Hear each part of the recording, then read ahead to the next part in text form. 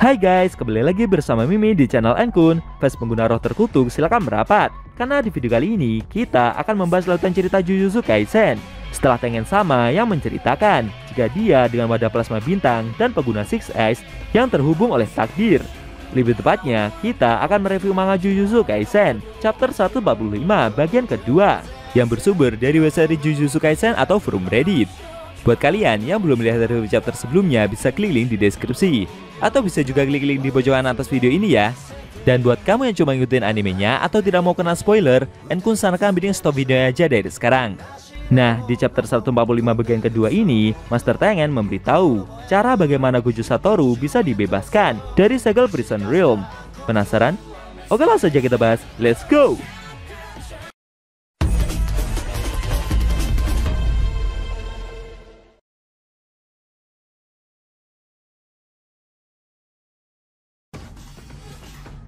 Judul chapter 145 ini adalah bagian belakang. Di awal scene, kita di belakang Tengen Sama yang menceritakan kejadian yang Kenjaku alami. Di masa lalu, Kenjaku telah dikalahkan 2 kali oleh penyihir dengan Six Eyes. Yang kedua kalinya, Kenjaku sudah benar-benar siap. Dia membunuh pengguna Six Eyes serta wadah plasma bintang sebelum mereka berusia 1 bulan. Namun pada hari penyatuan, baik wadah plasma dan Six Eyes masih muncul. Setelah itu, Kenjaku merubah strateginya menjadi mencuri dan bukannya membunuh sang Six Eyes. Kemudian dia mulai mencari Prison Realm. Itu dikarenakan tidak akan ada 2 pemilik Six Eyes secara bersamaan. Maka dari itu, dia memilih untuk menyegel Gojo Satoru. Namun 11 tahun yang lalu, sesuatu yang tak terduga terjadi, yaitu campur tangan dari Zenin Toji. Mendengar hal itu membuat Maki dan Megumi cukup terkejut. Master Tengen bercerita jika di antara orang-orang dengan tubuh yang diberkati karena aturan surgawi, dia adalah kasus spesial yang benar-benar bisa membebaskan dirinya dari energi kutukan. Manusia yang memakai kekuatan ikatan untuk melarikan diri dari takdir telah menghancurkan takdir mereka. Terlebih lagi ada juga Geto yang memiliki teknik manipulasi arwah kutukan. Tanpa sengaja, semua bagian selain Prison Realm telah terkumpul sendiri. Lalu 6 tahun yang lalu, Prison Realm jatuh ke tangan Kenjaku. Megumi bertanya, dari semua itu, terus apa gunanya melakukan permainan deathmatch semacam ini? Master Tengen memberitahu jika itu adalah aklimatisasi dari proses penggabungan. Sekarang bergabung dengan non-wadah plasma bintang bisa dilakukan, tapi ada kemungkinan besar akan menjadi makhluk yang tidak sempurna. Permainan kematian ini adalah sebuah ritual, memakai energi kutukan dari para swimmer atau pemain, dan batasan yang terhubung antara koloni perisai untuk membawa manusia ke negeri Nirvana. Aklimatisasi ini mungkin adalah untuk mempersiapkan saat penggabungan dengan dirinya. Namun untuk melakukan ritual itu dengan sukses seperti ini, Kenjaku harus menempatkan sumpah pengikat pada dirinya sendiri. Yang pasti adalah Kenjaku tidak bisa menjadi Game Master dari permainan kematian ini. Sebenarnya ini sangat merugikan sekali bagi mereka semua. Walaupun para penyihir bisa membunuh Kenjaku, sayangnya permainan ini tetap tidak akan bisa berakhir begitu saja. Selain semua pemain mati atau semua pemain menolak ikut serta lalu mati, hingga saat itu permainan tidak akan bisa berakhir. Aturan yang mengatur permainan lanjutan hanyalah mencegah ritual dihentikan di tengah perjalanan. Mendengar hal itu membuat mereka semua jadi sadar jika aturan ke-6 dari permainan adalah tidak termasuk poin pribadi mereka. Jika para swimmer atau player bisa memakai 100 poin untuk bernegosiasi dengan Game Master dan menambah peraturan untuk diberlakukan hingga akhir. Yuta menyimpulkan, kalau mereka ikut dalam permainan kematian dan menambah peraturan bagi Sumiki-san, maka mereka yang tidak ingin berpartisipasi punya kemampuan untuk bisa pergi. Megumi mengajak yang lain untuk membahas soal cara membebaskan Gojo Sensei. Menurutnya, jika gurunya tersebut bebas, pasti bisa menyelesaikan segalanya dengan mudah. Tapi sebelum itu, Tengen Sama meminta mereka semua untuk menentukan dulu siapa yang akan tinggal di sini sebagai penjaganya. Secara mengejutkan, Yuki dan Choso menawarkan diri sebagai sukarelawan. Menurut Choso, adiknya butuh bantuan dari Okotsu dan Tsukumo. Tapi jika Kenjaku akan datang menyerang ke sini, maka itu adalah alasan lain baginya untuk bisa tinggal.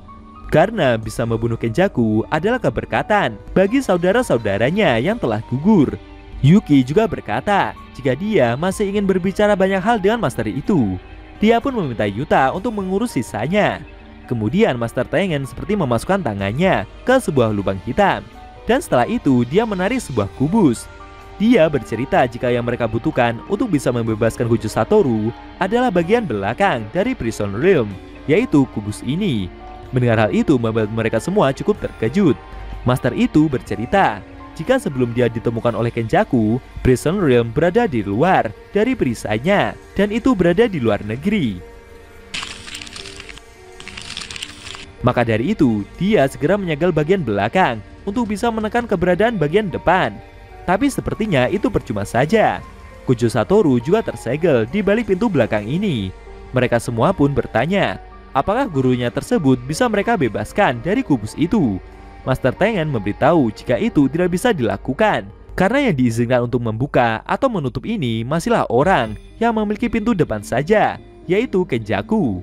Kalau memang mereka masih ingin membukanya secara paksa, apalagi dari pintu belakang, maka mereka akan membutuhkan tombak terbalik surga yang memiliki kemampuan bisa menutup semua teknik, atau tambang hitam yang mengacak dan membalas teknik balasan. Namun sayangnya, tombak terbalik surga telah dihancurkan Gojo Satoru tepatnya 11 tahun yang lalu. Dan untuk tambang hitam itu telah dihapus total oleh Gojo Satoru juga setahun yang lalu pula. Mendengar fakta tersebut membuat Megumi dan Yuji begitu emosi. Apa yang sebenarnya guru mereka itu berbuat? Yuta bercerita jika sebenarnya dia sedang mencari sisa tambang hitam dengan Miguel sampai ke Afrika. Itulah sebabnya dia keluar negeri. Tapi sepertinya perjalanannya itu sia-sia. Sukumo merasa jika master tersebut pastinya tahu kalau sebenarnya ada cara lain untuk mereka. Master Tengen membenarkan hal itu. Dia bercerita jika salah satu swimmer yang ikut serta dalam permainan ini adalah penyihir dari 1000 tahun yang lalu yang menyebut dirinya sebagai The Angel. Dan teknik yang dia miliki adalah kemampuan untuk bisa menetralkan semua teknik. Yang dimaksud ini adalah peserta cooling game bernama Kurusuhana. Akhirnya muncul seorang penyihir yang berkemungkinan bisa membebaskan Gojo Satoru dari segel Prison Realm. Apakah penyihir tersebut akan bersedia untuk menyelamatkan Gojo? Atau justru penyihir itu malah akan menjadi lawan untuk Yuji dan kawan-kawan? Sayangnya scene cerita manga Jujutsu Kaisen chapter 145 bagian kedua telah berakhir.